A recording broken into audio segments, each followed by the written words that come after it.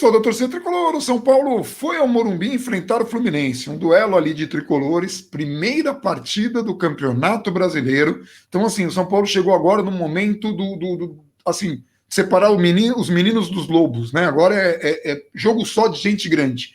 É Libertadores, é Copa do Brasil, é brasileiro, é um nível diferente de futebol. Fluminense que vem embalado, aí ainda poupou alguns jogadores ali no ataque, dos jogadores que costumam atuar, e o jogo foi muito difícil. Aliás, o Fluminense teve as chances mais claras, o São Paulo só conseguiu ter mais finalizações, e algumas assim, sem qualquer perigo. Já na segunda etapa, até ali os 15 minutos da segunda etapa, tinha tido apenas uma finalização com o Pablo.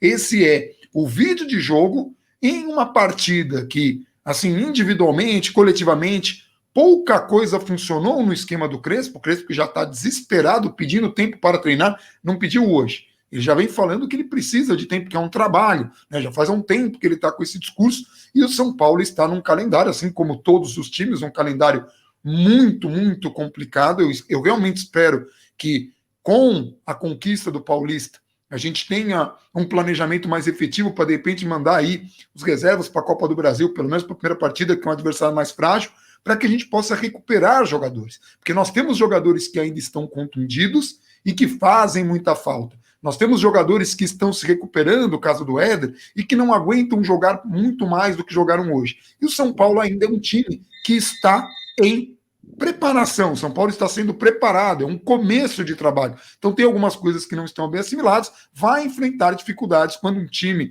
pega um time organizado e principalmente um time defensivo. Vai ser difícil para todo mundo, foi difícil para o São Paulo, e o destaque da partida, sim, eu já vou antes de pedir o destaque do Gabriel, mas eu duvido, vai ser unanimidade, foi Thiago Volpe. Então que fique registrado aqui uma partida enorme do Thiago Volpe, sim, hoje é uma partida grande, hoje é um jogo grande, hoje é um jogo decisivo, porque Campeonato Brasileiro, tudo quanto é jogo é decisivo, e o cara fez 3 grandes defesas, incluindo o pênalti, mas 3 grandes defesas, saiu bem, defendeu, pulou, fez ali a defesa no Nenê, que foi atrapalhado pelo Miranda, inteligentíssimo, e que usou a regra a seu favor. O Nenê pode tirar o quanto quiser, o Miranda só usou a regra, mas assim, Thiago Volpe fez uma partida enorme, ainda fez um lançamento belíssimo para o Pablo. A única bola que acho que ele ganhou ali na defesa, que ele toca por Rojas, e o lance daí não continua, não tem nenhuma continuidade, infelizmente, mas o Volpe fez uma partidaça, porque o resto do time, todo mundo ali deixou a desejar em algum ponto. O Miranda também foi algum destaque aí. O Miranda, inclusive, na catimba do pênalti, né, na experiência. Gabriel, o que você achou do jogo? O que faltou para esse São Paulo? E é um resultado muito ruim, se a gente pensar que o brasileiro vai ser um campeonato muito disputado, muito equilibrado, e perder pontos em casa é difícil. Sim, primeiro ponto é o que falta ao São Paulo. Falta treino, não do Crespo, tempo de treino. Ele precisa de tempo para treinar. Não faz uma semana ou 2 no máximo que ele estava implorando por isso. Não é o título brasileiro, o título paulista não transformou o São Paulo pronto. Muito pelo contrário, os problemas que o São Paulo tinha continuam tendo, só que agora são jogos contra adversários melhores. Então, assim, tinha um negócio que eu ia ressaltar mais por meio do vídeo, mas já trago como exemplo agora. O PVC fala na transmissão, no Defensa e Justiça, o Crespo costumava tirar um zagueiro quando tinha necessidade de buscar o resultado. E aí mudava, fazia uma linha de 4, tudo bem. Cadê o tempo para ele fazer isso? O São Paulo não está pronto nem na sua formação principal. A gente já quer que ele tenha uma segunda formação. Qual que é o tempo que ele vai treinar? Só se ele treinar de madrugada com os caras, assim. O Crespo ainda consegue ser um cara com uma metodologia que ainda, de vez em quando, na manhã do dia do treino, você dá um treino ali de posicionamento tático, sem muita intensidade, mas só um posicionamento para alguns ajustes, e ele não tem tempo normal para treinar. Né? E o São Paulo, se não for eliminado de nada, não vai ter tempo normal para treinar até novembro. Então, é o principal ponto. Assim, o título estadual ele é muito legal, e é mesmo, tá? Mas agora é Campeonato Brasileiro, agora a conversa é outra, e agora o São Paulo precisa avançar. O São Paulo não tem mais Ferroviária, não tem mais Mirassol, que era difícil nos outros anos ganhar desses times. Algumas vezes até era. Sim, mas, assim, são jogos mais difíceis. E aí a gente vai até fazer alguns vídeos a mais essa semana. A gente não fez vídeo de expectativa para o Campeonato Brasileiro, costuma ter. Mas para o jogo contra o 4 de julho... Mesmo com atraso, a gente vai fazer. Sim, vai fazer com atraso de uma rodada. Mas para o jogo contra o 4 de julho, São Paulo tem totais condições de levar o time que jogou o segundo turno da fase de grupos da Libertadores e fazer com que os jogadores titulares fiquem em São Paulo, para primeiro ter uma recuperação física, porque como a gente citou, o calendário vai ser puxado. E segundo, para ter um treinamento adequado, né? Porque você quando tem uma viagem longa como essa para o Piauí, o treino no dia anterior é diferente. No dia do jogo você não treina com alguma intensidade. No dia seguinte é regenerativo. Então uma viagem dessa custa 3 dias de treino. Vamos dar um tempo de treino porque os outros jogadores conseguem enfrentar o 4 de julho, pelo menos na teoria, e na pior das hipóteses você tem um jogo da volta. É improvável imaginar que o São Paulo traga um resultado desastroso do Piauí. Então, esse é o primeiro ponto, porque a gente precisa entender que nas dificuldades que o São Paulo tem, ou nas dificuldades que qualquer time eventualmente vai ter, do outro lado existe um adversário. Então, quando você não joga bem, você tem vários motivos para isso. Às vezes você realmente não está bem, mas às vezes você tem simplesmente um adversário muito organizado e competitivo lá, como a gente falou na live com os membros no vídeo de pré-jogo. Então, agora voltando diretamente para o jogo. O Fluminense... Porque assim, antes de você começar no Fluminense, Sim. O Roger Machado vem fazendo um trabalho muito bom no Fluminense. Teve um desempenho acima da média no Campeonato Brasileiro. Foi uma coisa que a gente destacou na live de pré-jogo, que é para membros 9305. A gente mudou e agora é em live, então ficou mais interessante para quem é membro 9305. Mas é isso, a gente destacou o Roger Machado, que conseguiu dar uma consistência para o Fluminense, até mesmo com alguns jogadores alternativos ali na frente. Foi o mesmo time que enfrentou o River, mas é um time alternativo em relação à média de atuações do Fluminense. Mas segue, o Fluminense estava falando ali da formação. Não, o Fluminense, ele foi muito inteligente quando o São Paulo tinha a bola. Ele não veio pressionar o São Paulo desde os zagueiros, ele entregava a bola para os zagueiros. Todo o time do Fluminense recuava, inclusive o Nenê. O Abel Hernandes fazia uma pressão média, forçando a estrutura do Fluminense, forçava o São Paulo a sair pelos lados. O São Paulo já tem uma predileção por isso mesmo. O São Paulo já gosta de fazer a saída preferencialmente com o Léo, para fazer essa bola chegar no Reinaldo, para a partir do Reinaldo o São Paulo ter associações. O Fluminense forçava isso, muitas vezes o Lisieiro tinha que recuar para fazer essa saída de jogo, para abrir a bola para o Léo, e aí quando a bola chegava no Reinaldo, aí começava a entrar o problema, porque o Fluminense se fechou muito bem, e travou o São Paulo. Quando a bola chegava no Reinaldo, se a gente compara com jogos contra Ferroviária e Mirassol, a bola chegava no Reinaldo, o São Paulo conseguia trocar passes muito rápido e tinha espaço para isso, conseguia envolver a marcação. Isso não acontecia, o Fluminense lotava aquele setor de jogadores, o São Paulo também não conseguia inverter o jogo com rapidez, na verdade mal conseguia inverter o jogo, demorava muito para fazer, não era nem uma das principais opções, e o São Paulo ficava travado. O oposto do Fluminense. O Fluminense quando atacava... E Gabriel Sara e Igor Gomes, no meio dessa estrutura do São Paulo ficar em inferioridade numérica, na maioria das vezes que tentava armar uma jogada por um dos lados do campo, não apareceram. E quando eles não aparecem, vai ser menos útil ainda o Pablo. Vai ficar muito longe de participação de jogo, a bola não vai chegar. Tanto que depois o São Paulo, no segundo tempo, logo no começo, substitui o Pablo pelo Luciano, e pensando no Luciano, o Luciano também participa muito pouco no jogo. Ele participa mais quando ele vem na característica dele de recuar um pouco a jogada e assim, ele pega e solta a bola ali para dar um dinamismo para o time, mas ele não cria uma jogada, ele não consegue receber a bola em boas condições mais dentro da área, e vale lembrar que é pedido do Crespo que o Pablo tenha um posicionamento mais fixo, mais dentro da área. Isso era uma questão do Crespo, isso era falado durante o Campeonato Paulista, nos próprios treinamentos do São Paulo. Se a gente lembrar, quando o ataque era Pablo e Luciano, no começo do Campeonato Brasileiro passado, no jogo contra a Sport, nos jogos do Morumbi, enfim, a gente tinha um Pablo muito mais móvel, e hoje a gente tem um Pablo mais fixo na área. Aí é uma questão de características.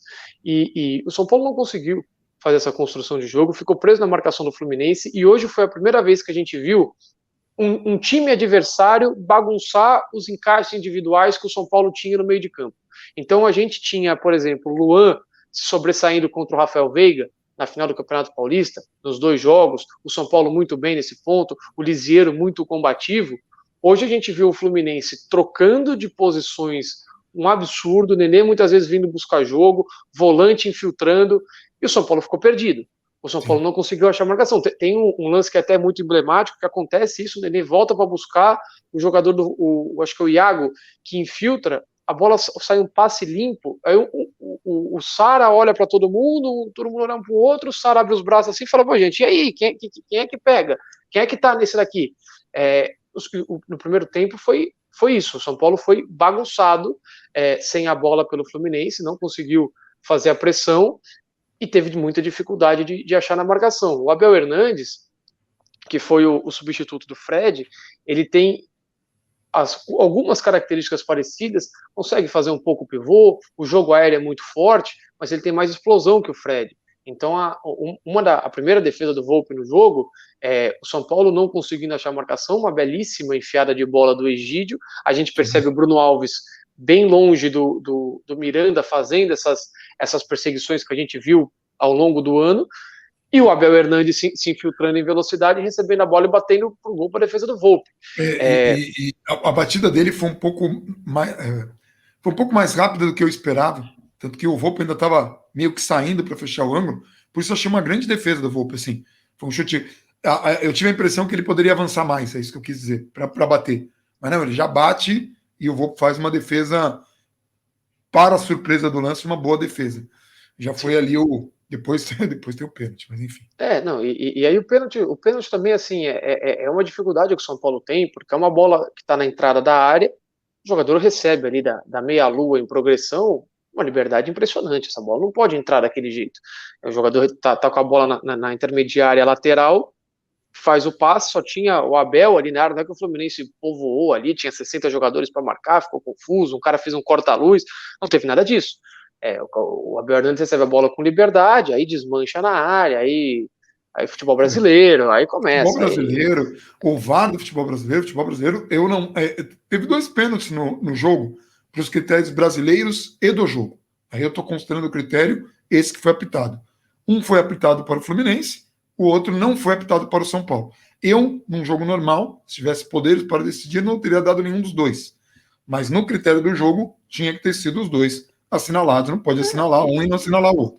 E aí eu vou te falar, quando acontece o pênalti, e o juiz foi convicto, e o VAR falou, não, foi mesmo, começou uma parada na minha cabeça, né? Porque o Volpi faz um tempo não toma gol de pênalti, a bola rolando, né? E acho que nas decisões por pênaltis também o Volpi se deu bem. E eu falei, pô, o cara de repente consegue aí na minha cabeça, não é assim que funciona. Sabe aquela coisa, quando você fica fazendo mind games para você mesmo, para tentar criar uma zica, você fica, não, putz, você quer torcer, aí você quer, tipo, zicar, falou, não, vai ser impossível ele pegar, mas não. E aí o Vô pegou e eu comecei a gritar e xinguei muito, infelizmente, as pessoas que tanto criticaram o Volpe, porque é um goleiro de muita capacidade, assim, né? Tipo, já mostrou muito em jogos grandes, mas que está num clube que vem em crise. Então, um clube em crise é sempre mais difícil. Sempre o São Paulo está com problemas. Sempre o São Paulo está apostando, né? Pela primeira vez, a gente tem que elogiar, conseguiu aí fazer uma troca de comando e tal. Mas na defesa do Volpe, a gente tem que destacar o Miranda. A malandragem do Miranda ali, que eu até brinco que eu fiz mind games comigo mesmo. O Miranda fez mind games com o Nenê na cobrança de pênalti, no intervalo, quando estavam lá. Apitou o árbitro, foi lá o Nenê reclamar e tava lá o Miranda continuando nos mind games, o Miranda nisso, como é bom ter um zagueiro dessa envergadura, né, porque atrapalhou muito, e aí o Nenê falou, pô, o árbitro foi na dele? Foi, porque o Miranda tava na regra, querido, você quer bater o pênalti, você quer sair do estádio, pegar um carro, dar a volta no estádio para entrar e bater o pênalti, tem enfim, a regra não pode ser. Até o meio de campo, que tem que acontecer o quê? Tem que todo mundo abrir o meio de campo. Sair, assim, a regra, palma, gritar, aquela meia-lua tá aí no futebol por um motivo, justamente para os jogadores se posicionarem no pênalti. O cara quer ficar parado na meia-lua, porra, tudo bem, fica à vontade, só que eu vou ficar aqui. Exato. Então, assim, o Miranda estava corretíssimo, a batida do pênalti demorou mais de demorou mais de 2 minutos para acontecer. O próprio Nenê, assim, se você prestar bastante atenção na entrevista no pós-jogo, se mostra incomodado e admite ter ficado incomodado com aquilo, pode ter ajudado a desconcentrar o cara. O Nenê fala que no pior dos cenários, o Nenê fala que atrapalhou a passada dele. Então foi o Miranda muito bem, o Volpi mais uma vez muito bem, a sequência bizarra de pênaltis que não entram através do São Paulo. Eu lembro depois do jogo contra o Flamengo, não, ele só pula para um canto, ele pulou hoje para o canto oposto do que ele pulou contra o Flamengo. O último pênalti que ele tomou foi do Luciano contra o Grêmio em 2009, falando de bola rolando, né, não de decisões por pênalti. Mas o Volpi manteve o São Paulo vivo naquele momento, porque tomar o gol naquela circunstância em que o São Paulo já vinha muito bom no jogo e o Fluminense tinha jogadores muito velozes e muito habilidosos no banco para um eventual contra-ataque, se o São Paulo tivesse que se lançar para cima de qualquer jeito porque estava atrás no placar, seria um cenário muito ruim, muito ruim. E no segundo tempo o Crespo tenta colocar o Rojas para trazer um pouco mais de, acho que velocidade, óbvio, mas um pouco mais de jogo direto, porque o São Paulo não estava conseguindo trabalhar a bola. Então, você coloca o Rojas ali para jogar um pouco com o Igor Vinícius, e o São Paulo fez isso no jogo contra o Novo Horizontino, se não me engano, acho que foi contra o Novo Horizontino, em que a mudança para jogar Rojas e Igor Vinícius juntos ali na ponta, para fazer uma dobradinha com os dois, funcionou muito bem.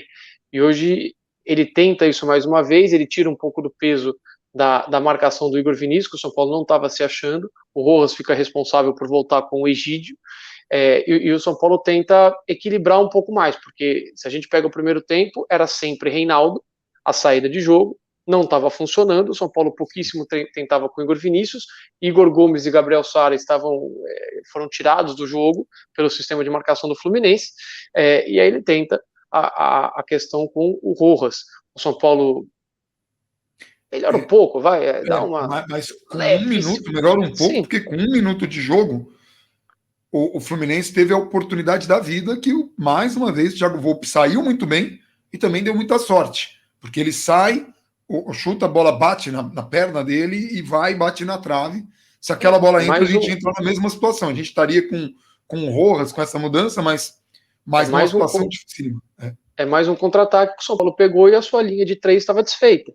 Né? O São Paulo tem ali 3 zagueiros, a gente já teve o primeiro do Abel Hernandes, que eu cito no começo do jogo, era o Bruno Alves, que estava fora, essa era o Léo, que estava fora, provavelmente fazendo alguma perseguição, talvez ao Abel Hernandes, talvez ao Caio Paulista, enfim, alguém tirou o zagueiro de São Paulo de posição para essa infiltração, para chegar em vantagem nessa marcação. Então o São Paulo teve bastante dificuldade para controlar essas descidas rápidas do Fluminense, e quando o Gabriel Sara não consegue ir bem também, não consegue voltar tão bem ao jogo, no segundo tempo ele até aparece um pouco mais, o São Paulo tenta alguma associação ali com o Reinaldo e Gabriel Sara, e aí mérito do Léo, porque em algumas vezes o Léo conseguiu fazer essa bola chegar rápido no Reinaldo, quebrando ali a marcação do Caio Paulista. Então, o Reinaldo teve alguns segundos muito preciosos para dominar a bola e tentar construir alguma coisa, e aí houve a participação do Gabriel Sara, Luciano já em campo, mas no geral o Gabriel Sara ficou bastante ineficiente hoje. Ele tenta o Shailon, a gente vê o Shailon hoje numa função mais ou menos parecida do que a gente viu contra o Sport em Cristal, quando ele precisou voltar um pouquinho mais. Hoje ele faz essa função quando o Lisieiro sai, fica Luan e Shailon, o Éder tenta entrar para dar um pouco mais de poder ofensivo ao São Paulo, e fica Éder, Luciano, Rojas entrando pelo outro lado, vira até a chance clara que o Rojas desperdiça, e se sai o gol, teria que provar ali, teve um lance belíssimo corte, mas infelizmente é o remate fora. E assim, só um destaque, né? Porque muita gente vai falar, por que não começou o Éder? Eu estava respondendo o seguidor, por que não começou com o Éder? O Éder não tem condição, já não tinha antes da contusão que sofreu, e agora tem aquele agravante, ele já não tinha atingido ainda o nível técnico e físico que ele precisa para atuar uma partida inteira, que dirá agora que esse estágio foi interrompido por um tempo de contusão, ele está retornando de uma contusão. Então, assim, a estratégia de colocá-lo apenas no final é justamente isso. De novo, a gente vai ter que voltar a ver o Éder entrando ali nos 15, 20 minutos, aí depois meia hora, daí vai ter uma progressão, tá? É um jogador muito habilidoso, muito promissor também. A gente sempre fala de promissor, porque assim, é aquilo que a gente fala. São Paulo contratou alguns jogadores que precisam jogar o que estavam jogando quando São Paulo os contratou, né? Enfim. Mas o Éder é um desses jogadores, mas não teria condição de fazer muita coisa antes, não. Essa bola do Rojas, né? Porque assim, no primeiro tempo, até o minuto lá que eu comentei da defesa do Volpe, São Paulo tinha dado um chute único em gol, que foi uma bola de calcanhar do Pablo, que não tinha tido nenhum perigo. No segundo tempo, depois, já com o Rojas, do Rojas ter entrado, o Fluminense até acho que em alguns momentos pode ter cansado um pouco mais, aí foi quando o Fluminense começou a fazer as trocas. São Paulo chegou uma ou duas vezes com bola que foi para fora, então assim, o São Paulo teve uma oportunidade, não foi assim, absurdo, mas fazendo uma análise fria, o Fluminense teve as melhores oportunidades nos momentos chaves do jogo, e o São Paulo estava tentando achar um gol, e teve chances de achar um gol, e um pênalti não assinalado para os critérios do jogo. Tá, o Rojas, numa conclusão, num cruzamento do Reinaldo, num bom cruzamento do Reinaldo, o Rojas acaba batendo de coxa, e depois a imagem da TV, você vê ali um empurrão que não me parece suficiente para atrapalhar o Rojas se atrapalhou mesmo no kick ali da bola, mas se a gente marcou aquele primeiro pênalti, era para marcar esse. Estranhamente, o VAR não chamou. Aliás, o VAR chamou num lance muito mais bobo, que o jogador do Fluminense dá um carrinho com os dois braços cruzados para trás, e o árbitro fala, peraí, Reinaldo, peraí, deixa eu escutar o VAR. Aí no lance mais, né? Aí eu não sei se faltou malícia pro Rojas, sabendo já do futebol brasileiro, falar, peraí, a mão dele encostou nas minhas costas, né? A questão é que, assim, não é pênalti, mas o do Abel também não é. Então é difícil. Você fica sempre ao critério do árbitro. O árbitro ele tem o critério dele. Aí é só marcar. O Rodolfo Toschi Marques. É só marcar. Vai ver outro jogo dele. Aí ele vai ter lances mais simples que esse e ele vai dar o pênalti. Pode marcar o árbitro daqui 1, 2, 3 rodadas, ele vai dar pênalti que não ele vai dar cartão que ele não deu no jogo de hoje. Assim, é muito ruim, cara. A arbitragem daqui é um negócio que não dá para levar a sério, é um negócio que tira do sério. Qualquer um. Hoje já começou a primeira rodada. Teve o gol do terceiro gol do Bahia contra o Santos. O VAR teve que entrar em ação para fazer a linha de impedimento. O VAR valida o gol. E todo mundo, tá, mas cadê as linhas? Não vamos mostrar. E acabou, e se vira com isso aí, problema seu. Então, assim, não dá, cara, isso aqui não dá pra levar a sério. Só que isso atrapalha. Porque às vezes você vai pegar e vai condenar o trabalho de um treinador, de uma comissão, ou até de um jogador, em função de um lance desse, porque o torcedor depois vai esquecer, ele não tem obrigação de ficar lembrando. A obrigação aqui é nossa, da imprensa, de ficar lembrando o tempo todo. A gente faz isso, mas o torcedor não vai lembrar. Daí vai falar, lixo, ruim, péssimo, e não foi. Tem uma arbitragem que é muito amadora, muito ruim. Aliás, você falou de arbitragem, eu preciso só fazer um comentário de uma preocupação que eu tive no jogo, logo no começo. 13 minutos de jogo, o Reinaldo toma um cartão amarelo por reclamação. Não pode. Não dá para tomar cartão assim. Mas o Reinaldo, muito legal o Reinaldo, identificado com o clube, chorou no título, todo mundo chorou junto com ele, bonita a imagem, jogadorzaço, assim, no sentido de estar cada vez entregando mais ofensivamente. Nos lances que São Paulo teve, participou dos lances mais agudos do São Paulo no jogo, mas não pode tomar um cartão por reclamação e em seguida ali, numa disputa com o Nenê, que até acho que ele estava com razão, o Nenê pisa mesmo ali no pé dele, ele reclamou assintosamente a ponto do árbitro ficar na dúvida.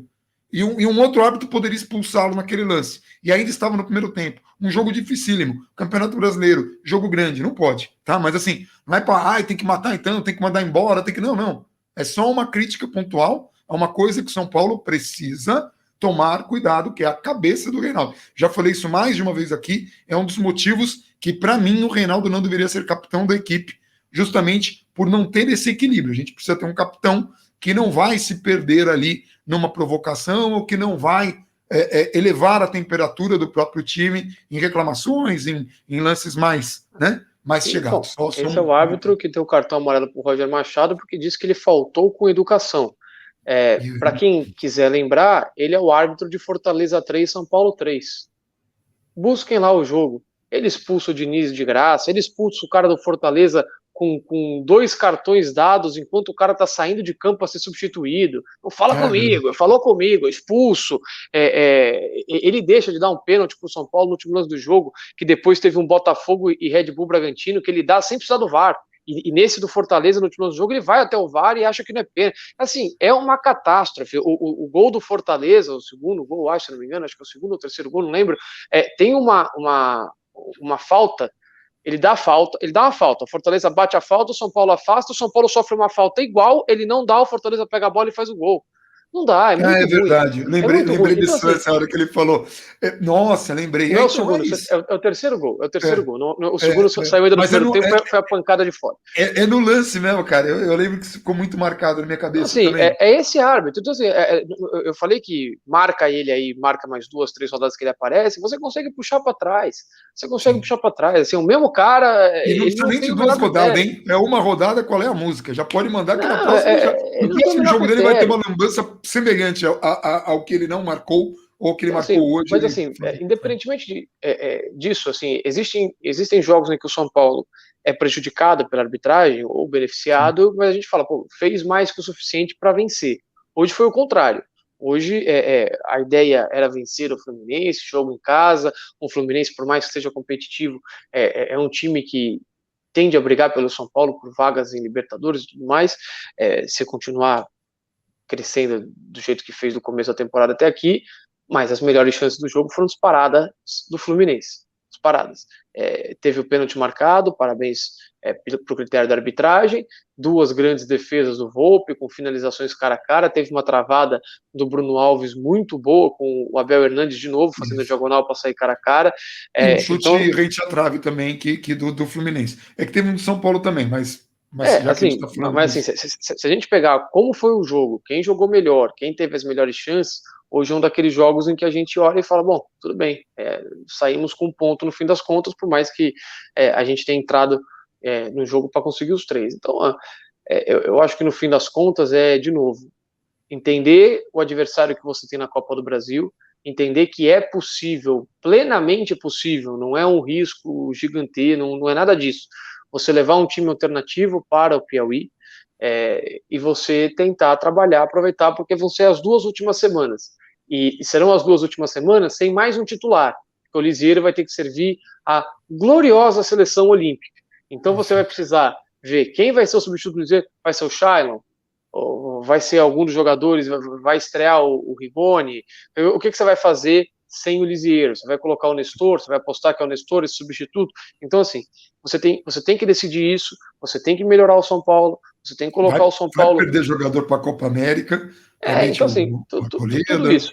De repente, até o Rojas vá para a Copa América, aí você perde uma alternativa de segundo tempo. Para o Crespo ter querido tanto a renovação do Rojas, o São Paulo ter feito a renovação do Rojas, é a prova de que o Crespo ainda não conta para o Galeano para um jogo desse. Preciso fazer uma alteração. Calma, não é o Galeano agora. Mas o Galeano foi bem contra o Guarani. Pois é. Legal, que bom. Mas Agora contra o Fluminense. Ituano, pois é, contra o Ituano.